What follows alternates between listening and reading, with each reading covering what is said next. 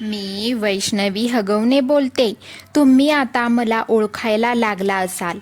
हो, मीच ती वैष्णवी जिने आपल्या 9 महिन्याच्या बाळाला सोडून आत्महत्या केली. पण मी खरंच आत्महत्या केली का? की मला त्या आत्महत्येसाठी प्रवृत्त केलं गेलं? आज मी तुम्हाला सर्व काही सांगणार आहे. मी आणि शशांक एकाच कॉलेजमध्ये शिकत होतो. आमच्या दोघांची ओळख झाली. त्यानंतर त्या ओळखीचं रूपांतर प्रेमामध्ये झालं. शशांक हगवणे हा राजेंद्र हगवणे यांचा धाकटा मुलगा. राजेंद्र हगवणे हे राष्ट्रवादी पक्षाचे माणूस, त्यामुळे रुबाबदार. पण मी मात्र फक्त शशांकला बघून त्याच्या प्रेमात पडले होते. माझे वडील अनिल साहेबराव कसपटे. आम्हीही तसे श्रीमंत, पण राजेंद्र हगवणेपेक्षा कमी. माझ्या वडिलांचं माझ्यावरती जीवापाड प्रेम होतं. जेव्हा मी शशांकबद्दल माझ्या वडिलांना सांगितलं तेव्हा त्यांनी या लग्नाला स्पष्टपणे नकार दिला. त्यांचे स्पष्टपणे म्हणणे होते की आपण नेहमी आपल्यासारख्या कुटुंबासोबत नातेसंबंध जोडायला हवेत. त्यामुळे तू त्या मुलासोबत लग्न करून सुखी राहणार नाही असे मला वाटते. परंतु मी मात्र शशांकच्या प्रेमामध्ये जणू वेडीच झाले होते. मला शशांकशिवाय दुसरं कोणी दिसतच नव्हतं. माझ्या वडिलांनी मात्र माझ्यासाठी दुसरं स्थळ शोधायला सुरुवात केली. तेव्हा तर मी अगदी पळून जाण्याचा आणि लग्न करण्याचा विचार केला. तेव्हा माझ्या वडिलांना कळाले. तेव्हा मात्र त्यांनी आपला घराची अब्रू जाऊ नये म्हणून त्यांनी माझे शशांकसोबत लग्न लावून देण्याचे ठरवले. 24 एप्रिल 2021ला आमचे लग्न झाले. त्या लग्नातही शशांकच्या घरच्यांनी इतकी मागणी केली होती की ऐकून तुम्ही देखील कदाचित चकित व्हाल. 51 तोळे सोने, फॉर्च्युनर सारखी महागडी गाडी, चांदीची भांडी आणि सोबत सुसगावमधील सनी वर्ल्ड मध्ये शाही पद्धतीने लग्न लावून दिलं. माझ्या आनंदासाठी माझे आई वडील सगळं काही करत होते. पण लग्नाच्या अगदी दुसऱ्याच दिवशी छोट्याशा कारणावरून माझ्या सासऱ्यांनी भांडण काढलं. तेव्हा माझ्या वडिलांनी माझ्या सासऱ्यांची माफी मागितली, कोणतेही कारण नसताना. पण आता मात्र हे नेहमीचंच होऊ लागलं. दिवसामागून दिवस जात होते. त्यानंतर गौरी गणपतीचे दिवस आले.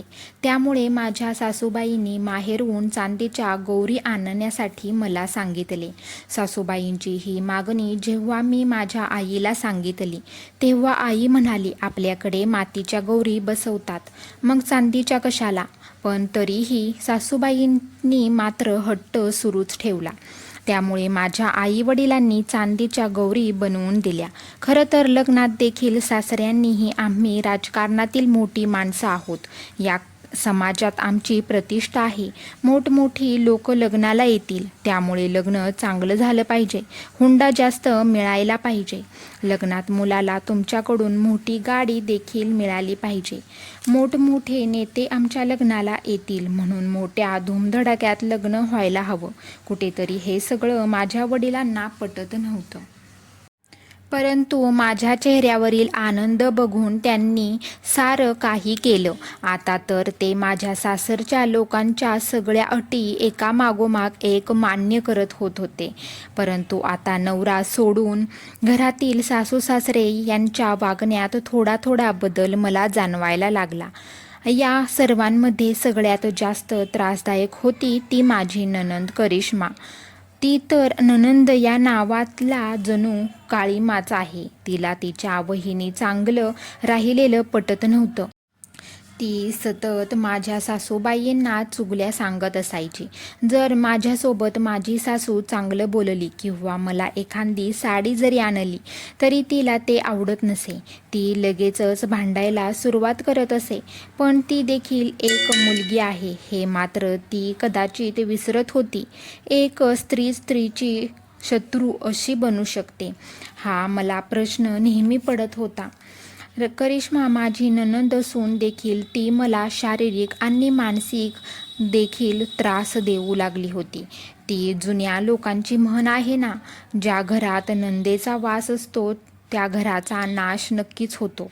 अशी नणंद कधी कोणालाही भेटू नये अशीच मी देवाला प्रार्थना करायचे.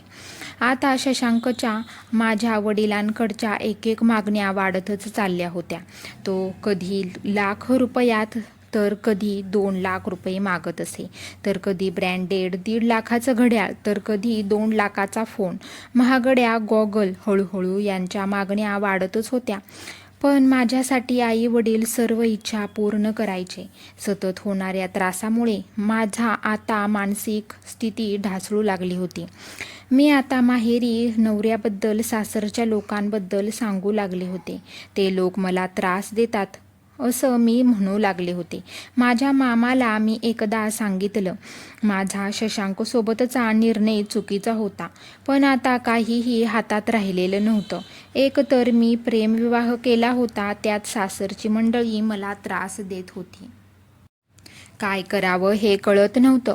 त्यातच आमच्या लग्नाला 1 वर्ष पूर्ण झालेलं. मला दिवस गेले. मी आनंदाने ही गोष्ट शशांकला सांगितली. परंतु शशांकने माझ्या चारित्र्यावरती त्याच्या बहिणीचं एकूण संशय घेतला. हे मूल माझं नाही असं तो म्हणाला. आणि आता मात्र मला काय करावं हे समजेना. आपण ज्या नवऱ्यावरती विश्वास ठेवून ज्या घरात आलो, तोच नवरा आपल्या चरित्र्यावरती संशय घेतोय. या गोष्टीचा मला खूप धक्का बसला. गरोदरपणामध्ये माझी नणंद आणि सासू माझ्या तोंडावर थुंकत असत. खूप विचार करून त्या दिवशी विष पिऊन मी स्वतःला संपवण्याचा निर्णय घेतला. पण शशांकने जेव्हा मला असे पाहिले तेव्हा त्याने घाईतच मला हॉस्पिटलमध्ये दाखल केलं. मी त्या दिवशी वाचली तेव्हा शशांक व त्याची बहीण घरी निघून गेले. तुमची मुलगी तुम्हालाच राहू द्या, आम्हाला नांदवायची नाही असे माझ्या आईवडिलांना त्यांनी स्पष्टपणे सांगितले. मी आपल्या आईवडिलांसोबत माहेरी आली आणि वडिलांना म्हणू लागली, माझी चूक झाली, मी त्यांच्यासोबत लग्न केलं, मी आता परत जाणार नाही. परंतु मी गरोदर होती. माझ्या वडिलांना माझा संसार वाचवायचा होता. आपण त्यांच्या मागण्या पूर्ण केल्या. इतकं मोठं लग्न केलं आणि मुलगी जर अशी घरी राहिली तर नातेवाईकांमध्ये आपली इज्जत जाईल, आपली सगळी अब्रू धुळीला लागेल, आपली प्रतिष्ठा कमी होईल, आपल्या मुलीचंच पुढे कसं होईल. म्हणून वडिलांनी मला समजावलं, आता तू गरोदर आहेस, बाळ झाल्यावर ते लोक नक्कीच बदलतील. असे विचार करून स्वतःला कष्ट देऊ नकोस. शशांक तुझ्यावर प्रेम करतो असे समजावून वडिलांनी मला परत सासरी पाठवले. माझ्या सासू, नणंद आणि नवऱ्याचे पाय पकडले. माझ्या वडिलांनी माझ्या मुलीला समजून घ्या, तिला इतकं कळत नाही म्हणून सांगितले. त्यांची माफी मागितली. परत धूमधडाक्यात डोहाळ जेवण झालं. त्यांच्याकडून होईल इतकं त्यांनी माझ्यासाठी केलं. नंतर 9 महिन्यानंतर मी एका बाळाला जन्म दिला. बाळ झाल्यावर एखादा महिना वातावरण चांगलं होतं. सासू सासरे लाड करायचे. लगेच सासूचे कान माझी नणंद भरू लागली. इतके लाड करून तिला डोक्यावर बसवू नका असे म्हणायची. मी सगळ्यांचा त्रास सहन करत होती. माझ्या घरात 3 मोलकरीण होत्या, तरी सासू मला काम करायला सांगत असे. एक खूप महत्त्वाची गोष्ट म्हणजे इथे नोंदवायशी वाटते, ती म्हणजे 1 वर्ष लग्नाला झालं होतं, पण तरीही माझ्या नवऱ्यानं मला माझ्या जावेसोबत बोलू दिलं नव्हतं. माझ्या भावाची बायको चांगली नाही, ती भांडखोर आहे असे ते लोक म्हणायचे.